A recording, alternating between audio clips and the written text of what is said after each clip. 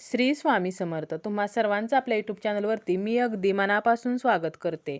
तुमच्या मनातील सर्व चांगल्या इच्छा स्वामी महाराज पूर्ण करोत हीच स्वामींच्या चरणी प्रार्थना करते आणि आजच्या व्हिडिओला सुरुवात करते. 1 नोव्हेंबरला आहे संकष्टी चतुर्थी आणि ही करक चतुर्थीसुद्धा आहे. या दिवशी आपल्याला एक उपाय करायचा आहे.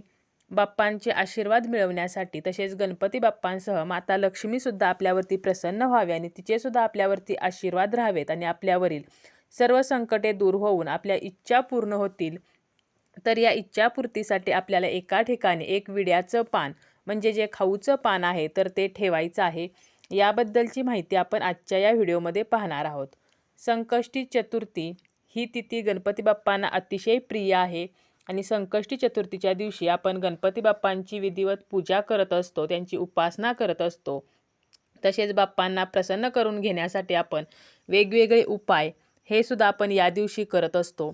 आपल्याला माहीत आहे की आपण कोणतीही जेव्हा पूजा करतो तेव्हा सर्वात अगोदर आपण गणपती बाप्पांची पूजा करत असतो, कारण गणपती बाप्पांची पूजा केल्याशिवाय कोणताही धार्मिक विधी हा सफल होत नाही. संकष्टी तिथी जी आहे तर ती गणपती बाप्पांची अतिशय आवडती तिथी आहे आणि त्यामुळेच आपल्याला या दिवशी काही उपाय हे करायचे असतात. आपली जी इच्छा आहे ती बाप्पांना सांगायची असते आणि हे उपाय करायचे असतात आणि हे उपाय करताना आपण मनोभावे श्रद्धेने करायचे असतात. प्रत्येक गोष्ट ही फक्त उपाय केली म्हणून आपल्याला मिळते असे नाही, तर आपण बऱ्याच वेळेला खूप कष्ट करत असतो, परंतु त्या कष्टाला नशिबाची साथ मिळत नाही आणि आपल्या कष्टाला नशिबाची साथ मिळावी तर यासाठी आपल्याला हे उपाय करायचे असतात. आपल्यासोबत बाप्पांचे आशीर्वाद असावेत यासाठी आपल्याला हे उपाय करायचे असतात आणि हे उपाय करण्याबरोबरच आपल्याला आपले 100% प्रयत्न हे सुद्धा करायचे असतात. आता हा जो उपाय आहे तर या उपायासाठी आपल्याला लागणार आहे ते म्हणजे विड्याचे पान, हळदी कुंकू लागणार आहे, तसेच मसूर डाळ लागणार आहे. हा उपाय करण्याअगोदर तुम्हाला काय करायचं आहे तर संकष्टी चतुर्थीच्या दिवशी तुम्हाला सकाळी लवकर उठायचं आहे. शक्य असेल तर तुम्ही ब्रह्ममुहूर्तावरती उठा आणि आपल्याला गणपती बाप्पांची पूजा ही विधिवत करायची आहे. गणपती बाप्पांना आपल्याला अभिषेक करायचा आहे. तुम्ही हा अभिषेक स्वच्छ पाण्याने, यानंतर पंचामृताने आणि पुन्हा स्वच्छ पाण्याने असा नक्कीच करू शकता. परंतु तुम्हाला पंचामृताने अभिषेक करणे शक्य नसेल तर निदान स्वच्छ पाण्याने तरी आपल्याला गणपती बाप्पांच्या मूर्तीला, जर तुमच्याकडे मूर्ती असेल तर त्या मूर्तीला अभिषेक करायचा आहे आणि जर मूर्ती नसेल तर तुम्ही सुपारीचा वापर गणपती बाप्पा म्हणून करू शकता आणि या सुपारीची विधिवत पूजा म्हणजे सुपारीला अभिषेक करून त्याला हळदी कुंकू, अक्षता तसेच दुर्वा अर्पण करून, जास्वंदीचे फूल अर्पण करून तुम्ही या सुपारीची सुद्धा गणपती म्हणून विधिवत पूजा करू शकता. गणपती बाप्पांना दुर्वा आणि जास्वंदीचे फूल हे अतिशय प्रिय आहे, त्यामुळे आपल्याला आवर्जून संकष्टी चतुर्थीच्या दिवशी हे त्यांना अर्पण करायचं आहे.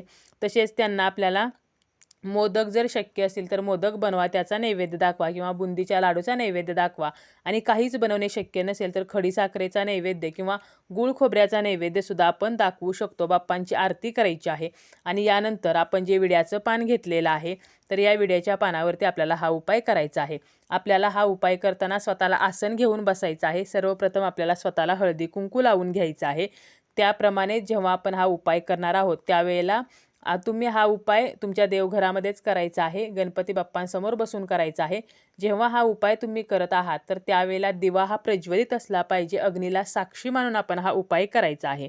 विड्याचं पान जे आहे तर ते घ्यायचं, त्याच्याबरोबर मध्यभागी आपल्याला कुंकवाने स्वस्तिक काढायचं आहे. कुंकू थोडंसं ओलं करून घ्यायचं आहे आणि त्यांनी जे स्वस्तिक आहे तर ते त्या विड्याच्या पानावर काढायचं आहे. तुम्ही जास्वंदीच्या पानाचा जो देठ असतो या देठाचा वापरसुद्धा आपण हे स्वस्तिक काढण्यासाठी करू शकता किंवा तुम्ही तुमच्या बोटाने सुद्धा हे स्वस्तिक काढू शकता.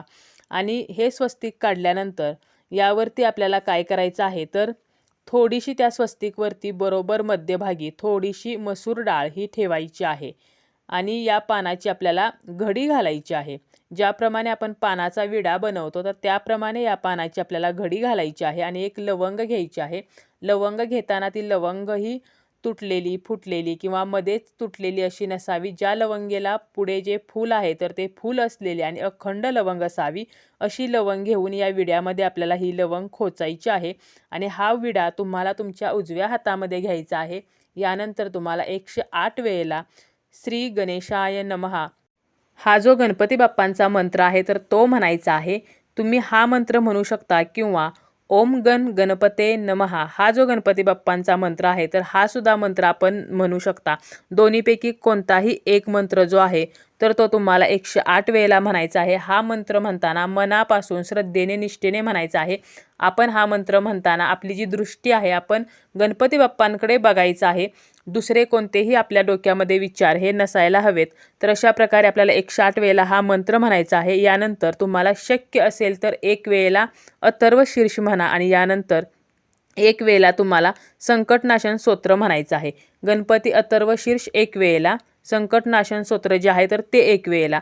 तुम्हाला शक्य असेल तेवढा वेळ असेल तरच तुम्ही हे म्हणा आणि जर तुम्हाला वेळ नसेल तर फक्त 108 वेळेला बाप्पांचा तुम्हाला जो मंत्र येतो श्री गणेशाय नमः किंवा ओम गण गणपते नमः तर यापैकी जो मंत्र म्हणणे तुम्हाला शक्य असेल तो मंत्र 108 वेळेला म्हणायचा आहे.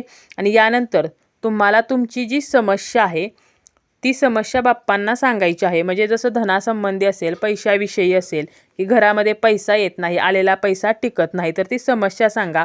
किंवा तुमचे जर कोणाकडे पैसे अडकलेले आहेत आणि ते पैसे तुम्हाला परत मिळत नाही, ज्याने तुमच्याकडून पैसे घेतलेले आहेत तर तो पैसे द्यायला जर टाळाटाळ करत असेल तर ती समस्या तुम्ही बाप्पांना सांगू शकता. किंवा तुम्हाला तुमच्या पतीविषयी एखादी समस्या असेल, तुमच्या मुलांविषयी असेल. बघा संकष्टी चतुर्थीला जास्तीत जास्त स्त्रिया या आपल्या मुलासाठी करत असतात, कारण गणपती बाप्पा ही विद्येची देवता आहेत, बुद्धीची देवता आहेत. त्यामुळे जास्तीत जास्त उपाय हे आपण आपल्या मुलांसाठी या दिवशी जर केले तर त्याचे रिझल्टसुद्धा आपल्याला तसेच मिळत असतात. त्यामुळे तुमच्या मुलांविषयी जर काही समस्या असेल, त्यांच्या अभ्यासात प्रगती होत नसेल, त्यांना मनासारखे मार्क्स मिळत नाहीत किंवा नोकरी मिळत नाही तर ही समस्या सांगायची आहे. तुमचं जर कर्ज फिटत नसेल तर जी काही समस्या आहे, जी काही तुमची इच्छा आहे तर ही बाप्पांना सांगा आणि यातून बाहेर पडण्याचा मार्ग दाखवा.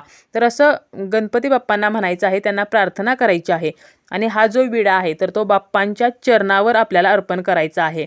तुमच्याकडे मूर्ती असेल तरी तुम्ही मूर्तीला चरणाजवळ हा विडा अर्पण करा. आणि तुमच्याकडे जर मूर्ती नसेल, फोटो असेल तरी तुम्ही फोटोसमोर सुद्धा हा जो विडा आहे तर तो अर्पण करू शकता. आणि मूर्तीही नसेल, फोटोही नसेल, असं क्वचित म्हणजे कोणीच नसेल की ज्यांच्याकडे गणपती बाप्पा नाहीत. परंतु जरी तुमच्याकडे मूर्ती नसेल, फोटो नसेल तरी आपण जी सुपारी घेणार आहोत तर त्या सुपारीसमोर तुम्हाला हा जो विडा आहे तर तो विडा ठेवायचा आहे. यानंतर ह्या विड्याला हळदी कुंकू अक्षता फूल अर्पण करायचं आहे, धूपदीपाने ओवाळायचं आहे. अगोदर सांगितल्याप्रमाणे तुम्हाला हा उपाय करताना अगदी श्रद्धेने आणि निष्ठेने करायचा आहे. आणि संकष्टी चतुर्थीला रात्री तुम्हाला चंद्रदेवांची सुद्धा पूजा करायची आहे. त्यांना सुद्धा हळदी कुंकू अक्षता अर्पण करायचे आहे, दुधाचा नैवेद्य दाखवायचा आहे. तुम्ही संकष्टीचा उपवास करा, व्रत करा किंवा करू नका तरीही तुम्ही हा उपाय करू शकता. हा उपाय कोणीही करू शकतं, स्त्री पुरुष किंवा कोणत्याही वयोगटातील व्यक्ती हा उपाय करू शकते. असं काही नाही की याच व्यक्तीने हा उपाय करायचा. फक्त हा उपाय करताना आपल्याला श्रद्धेने करायचा आहे.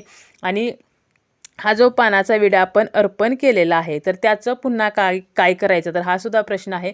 तर दुसऱ्या दिवशी त्या दिवशी म्हणजे संकष्टीला तसाच गणपती बाप्पांसमोर विडा ठेवायचा आहे आणि दुसऱ्या दिवशी आपल्याला या विड्याचं विसर्जन हे करायचं आहे.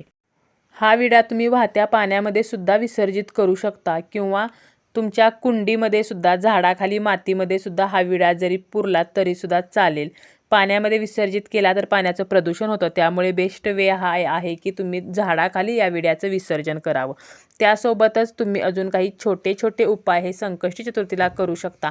आता ह्या संकष्टी चतुर्थीला जर आपल्याला काही गोष्टी करणे शक्य झाले नाही तर तुम्ही हे उपाय पुढच्या संकष्टी चतुर्थीला सुद्धा करू शकता. जोपर्यंत आपली इच्छा पूर्ण होत नाही तर तोपर्यंत तुम्ही प्रत्येक संकष्टीला हे जे उपाय आहेत तर ते उपाय करू शकता.